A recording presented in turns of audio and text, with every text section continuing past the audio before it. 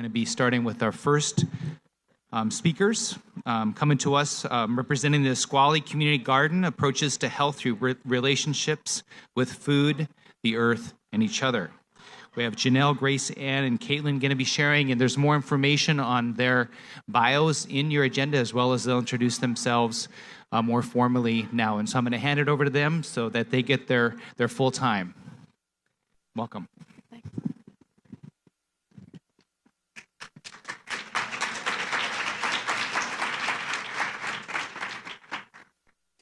Good afternoon, I'm Janell. My name's Grace Ann. My name's Caitlin. So we work for the Nisqually Indian tribe. That's Sodanum. It means spiritual healing.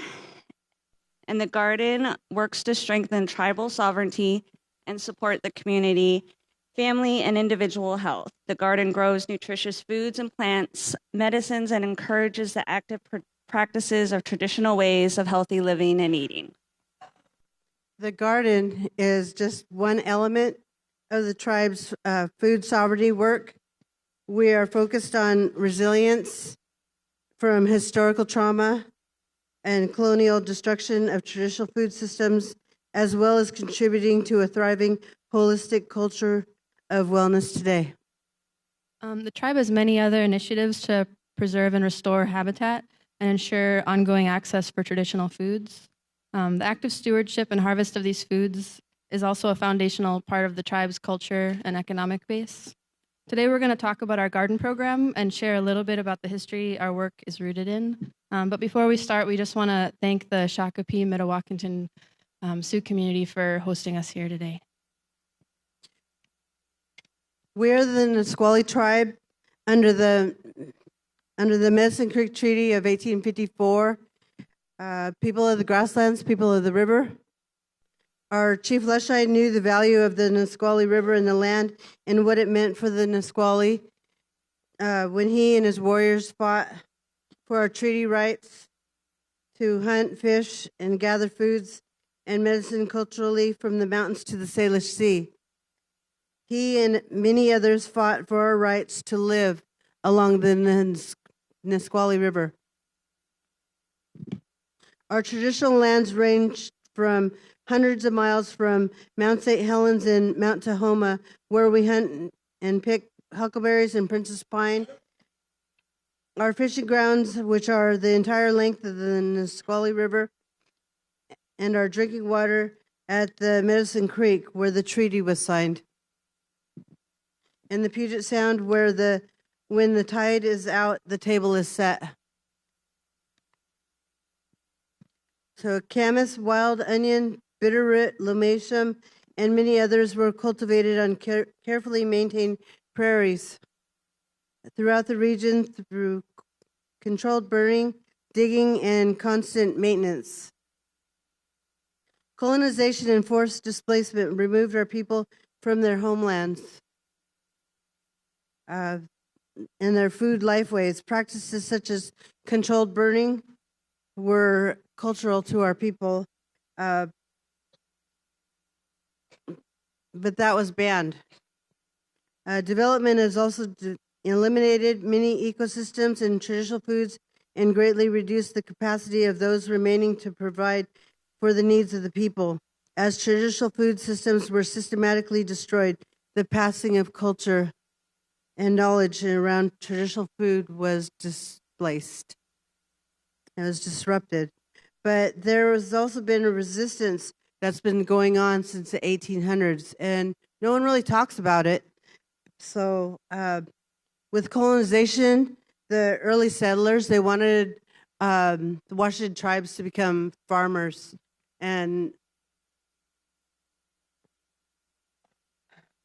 so with the majority of the Nisqually Reservation was taking from Nisqually to build the army base during World War I. Displaced families were arrested for fishing and encouraged to subsist solely on European-based lifestyle, the agriculture on their allotments. So you're supposed to stay in your little allotment. But we knew we had everything. We knew we had everything we needed in wild foods, so we resisted. But many of our wild foods were killed off. But that resistance still exists today. It still exists among tribes. It's just not discussed. And yet hunger was and still is an issue for many of Native Americans. The Nisqually tribe needed to feed our people. In the past, we didn't have the luxuries that programs that we have today.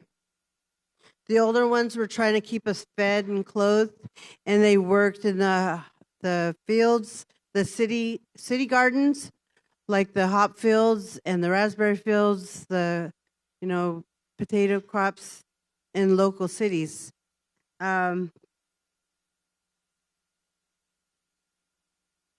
They'd work wherever there was work. And this is what my family did during the fishing wars of the 1970s. We grew up going to those places, and when we got older, we thought we should garden right here in Nisqually. Let's give back to our elders who've worked hard their whole lives. Nisqually tribe built a garden in the upper Nisqually Reservation in the early 80s and repeated that for the next few decades. I was fortunate enough to work in those gardens. We had summer youth jobs in a garden, and if you wanted to socialize, you chose to work in the garden. We didn't have social media like we do today. So then there came the 2000s when we had a time of no garden for about 5 years, and the community cried out. We as a people grew, and we got a casino and a parking lot. The parking lot took the place of the garden, and that was really sad. So the community cried out, and they wanted a garden. And as Caitlin can tell you about how we have our garden at our current location.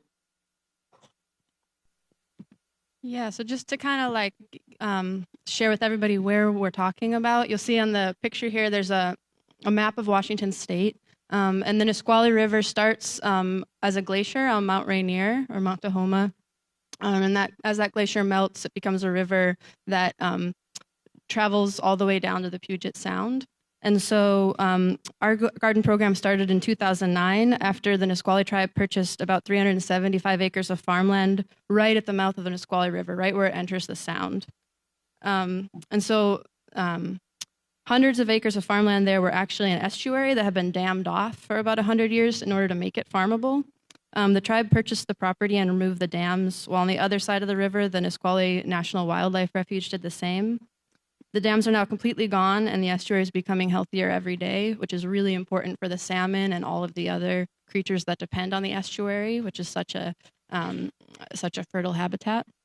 So a smaller part of that same property, that same estuary property, about 75 acres, is a cliff overlooking the water. And the tribe has established the community garden program here. We're a part of the Nisqually tribe's holistic efforts to restore and steward traditional lands, foods, and lifeways. We just wanted to say that since our program began, we've been aided and nourished in our work by a rich network of other Northwest tribes and Native leaders, including Valerie Segrest, who's going to be talking a little bit later today, who are all building a strong food sovereignty movement, and we're just one of many efforts in that spirit. And to give you just a visual of what we're talking about, so this is our vegetable garden here. It's about an acre. We refer to it as the big garden. And then down below that is where we grow our raspberries and our blueberries. And then we have about 40 100-year-old apple and pear trees. And then we've got our perennial food and medicine garden, which we call affectionately the little garden because it's a little smaller, where we grow traditional and non-traditional plants with cultural uses. And we've got our native berry patch, our medicine circle, our kitchen herb bed. And so everything that we grow in the garden is all distributed within the Nisqually community. We don't sell anything, and we don't distribute outside the community, although we do accept donations in exchange for produce. We deliver our produce to the Elder Center for meals and take-home use. We also deliver to Daycare, to the dietitian for cooking demos, and to special events as requested. Families also come and harvest their own food from the garden. And we have a weekly produce stand during the growing season where members of the Nisqually tribal community can come and get the produce. And now Janelle is going to tell you a little bit more about kind of the daily work on the farm and what we do. So some of the stuff we do is definitely more than just weeding. We will have to water the seedlings every day and anything in the field and move all the sprinklers and put irrigation down and check irrigation. I fertilize the plants with fish emulsion. Are you doing the clicker? Okay, and then we have to build the hoop houses ourselves and put up trellises for the peas and cucumbers and transplant all the new seedlings that we started. And then at the end of the season, we plant the garlic and we schedule winter classes.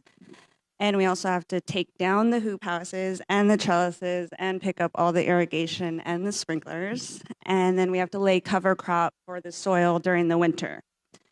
During the season, we have to prune tomatoes and blueberries and raspberries. And then we have to pull up broccoli and cauliflower as soon as we harvest that to make room for more. We have to mow the lawn around the garden. And at the end of the season, we get to have a huge harvest party where we have like 150 to 200 community members, and we feed them with all the winter squash and anything ready to distribute to the community.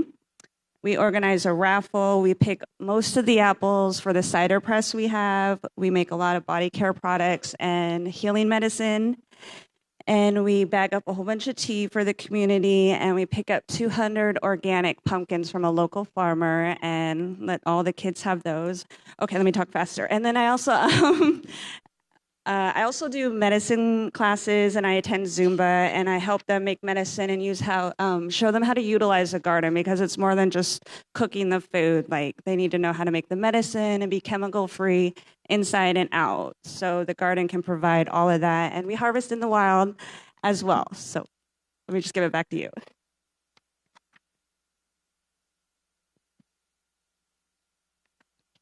So some of the other things that we do is we work with like other programs like Grub and outside organizations, and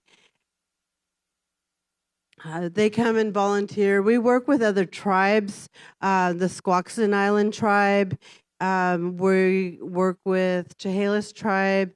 We're always willing to answer questions, and we also have a blog, and we have a website, but we also work with the stream stewards, and they come out and volunteer. We also have AmeriCorps and the diabetes program, and there's a lot of other things that we're not mentioning that really goes on, and it's like canning classes, and there's just so much. We love working with the youth. We love working with the elders, and we love giving garden tours. That's my favorite part right there, is because we love visitors. We do. So we're on exit 116. If you're ever in Washington, come look us up. Come get a garden tour. We'd love to see you. And we just wanted to end, I think we only have another minute here, but we just wanted to highlight one part of our work that we're doing with nutrition that we're really excited about, which is working with the Nisqually Tribe Head Start program. We planted a garden for them at their request a couple of years ago. And so we have been for the past several years coming out and doing activities. So we plant the garden with the kids. Then we also plant pumpkins that the teachers actually water during the summer when the kids aren't there. And then we have a harvest in the fall. And we also take our cider press out. So we've been doing these sort of seasonal activities, but this year we took it one step further. And we're actually, we planted the garden with the kids, but then during one of the Head Start parent nights, we actually came and the kids harvested the salad for a dinner that we had with the families to introduce this program, which was to basically deliver produce boxes, kind of like a CSA, a produce box of what was ever in season in the garden, to whatever Head Start families wanted to participate every week. So we come and we drop it off in the Head Start kitchen, even during the summer when classes aren't in session. And we had 13 families sign up. And And so we drop off our produce bags, and people can bring their old bags that are washed and ready to go for the next time, so we're not using plastic. And then it's got a variety of produce. We have a newsletter that we send home with families that includes recipes for ideas about how to use the stuff. There's been some really neat collaborations that have emerged sort of unexpectedly. So the librarian came over one day and had a bunch of toddler books having to do with nutrition and farming, and that we put into the bags and little baggies so they didn't get wet. And then this fall, we're going to start doing the Harvest for Healthy Kids curriculum, which is a really exciting curriculum that was developed by Portland State University and the Mount Hood Community College Head Start, which has all these like really detailed curriculum resources specifically for early childhood environments. And so we're going to work with the dietitian and the cook to really integrate that into the classroom. Plus, they're going to be making meals. It highlights one vegetable or fruit every month, and then there's newsletters to send home with the families. And so that's just one example of a project that we're doing in the community to kind of go a little bit deeper. And then we just wanted to end with some more information and links. So thank you all very much for being here. We're also the largest garden in the Pacific Northwest area where we're at. So that's kind of why we're here, because we're helping leading the way.